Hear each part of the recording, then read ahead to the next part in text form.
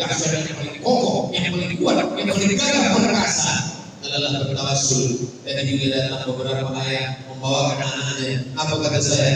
Atawassalu ilaika bihaqqi nabiyyika Muhammad sallallahu alaihi wasallam wa alihi thayyibin tahirin wa ashabihi mayamin wa nabiyyin was-siddiqin was-syuhada was-shalihin wal malaikatil muqarrabin wal ulama'i 'amilin wal awliya'is shalihin.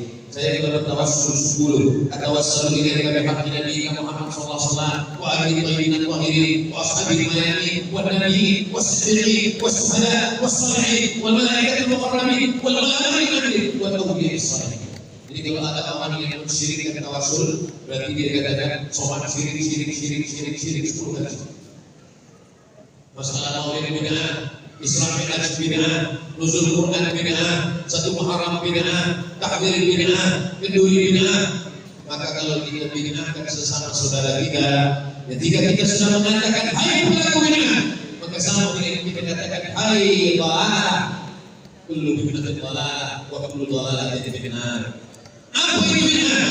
Hanya dengan 5 jari membid'ahkan orang. Kalau tidak dibuat Nabi, bid'ah.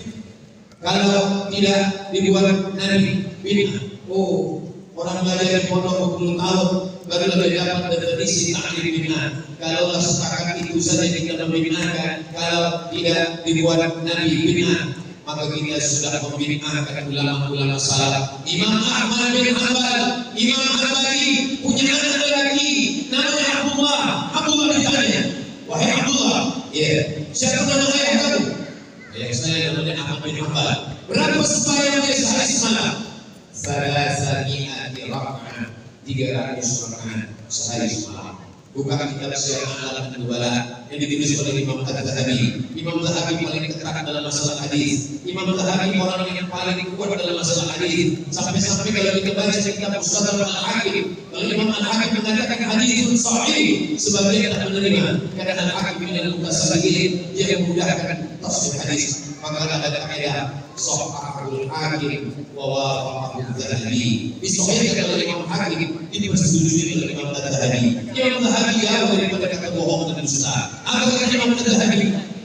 Imam Ahmad bin Hanbal sembahyang 300 rakaat. Kalau kita pakai kaidah tadi, kalau tidak dibuat Nabi bid'ah, kalau bid'ah dhalalah masuk neraka, maka kita sudah memasukkan Imam Ahmad bin Hanbal dalam neraka hanya karena dia sholat 300 rakaat. Karena Nabi tidak pernah melaksanakan sholat 300 rakaat. Tunjukkan mana hadis bahwa Nabi sholat 300 rakaat. Imam Ahmad bin Hanbal mendoakan Imam Syafi'i. Apa doanya? Rabbi ighfirli wa li walidayya wa li Muhammad bin Idris asy-Syafi'i. Da'awtu lis-Syafi'i fi salati 40 sanah. Saya mendoakan Imam Syafi'i 40 tahun dalam sholat saya. Bukan di luar sholat, bukan selepas sholat, bukan selepas salat. Di dalam sholatnya dia mendoakan Imam Syafi'i. Mana pernah Nabi mengajarkan doa dalam sembahyang Rabbi ighfirli wa li walidayya wa li Muhammad bin Idris asy-Syafi'i. Kalau kita pakai kaidah tadi, kalau tidak dibuat Nabi bid'ah, kalau bid'ah Allah masuk neraka. Sudah 2 kali Imam Ahmad bin Hanbal masuk ke dalam neraka. Abu Hurairah sebelum tidur malam dia petik tadi yang disipul dan pamong tedah 2000 sipul tadi. Subhanallah, subhanallah, subhanallah. Barulah dia tidur. Pernahkah Nabi mengajarkan orang beriman sebelum kamu tidur maka petiklah 2 kali 1000 sipul tadi? Tidak ada. Kalau kita pakai kaidah kalau tidak dibuat Nabi bid'ah, berarti kita sudah memasukkan sahabat Nabi Abu Hurairah di dalam neraka. Wal-iyadu billah. Ini memecah belah kesatuan umat. Nata'awun fima tafaqna. Kata Imam Syafi'i Hasan al-Banna. Nata'awun fima tafaqna. Pada perkara-perkara yang kita sepakat, mari kita bekerjasama. Wa nata'awun fima ikhtalafna. Pada perkara-perkara yang kita berbeza, mari kita berlapang dada menerima perbezaan. Begitulah Ahlus Sunnah wal Jamaah. Kata Imam Laits bin Sa'ad bin Sir, itu ada munazarah perdebatan antara Imam Malik bin Anas dengan Imam Abu Hanifah. Imam Abu Hanifah al-Ra'i, Rasul. Imam Malik bin Anas ahli hadis.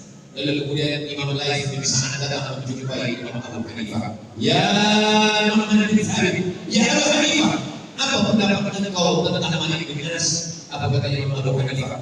Belum pernah saya jumpa orang yang hafazan hadisnya sekuat hafazan Malik bin Anas. Sudah pasti itu Imam Lain bin Sa'ad datang menjumpa Imam Malik bin Anas. Ya Malik bin Anas, apa pendapat engkau tentang Abu Hanifah? Apa kata Malik bin Anas? Saya belum pernah menjumpa orang yang rakyunya tajam setajam Imam Abu Hanifah. Begitulah mereka saling membesarkan, saling memuliakan. Sesama ulama, at-tanafus bainal ulama syadid. Itulah kenapa Ja'far al-Aqran yang mutabar.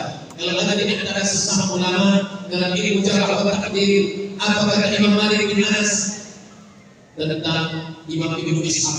Dajjal min ad-dajajilah akhrajnahu min al-Madinah. Ulama tidak memakai dajjal itu. Kenapa? Ja'far al-Aqran la yu'tabar. Kita menghormati sesama ulama. Saya Al-Fakir Al-Musliman datang ke Kedah bukanlah memberikan tazkirah tausiah kepada para ulama. Saya datang mengambil keberkahan. Maka dari tadi saya katakan pada pemuda, pada belia, pada remaja. Kenapa?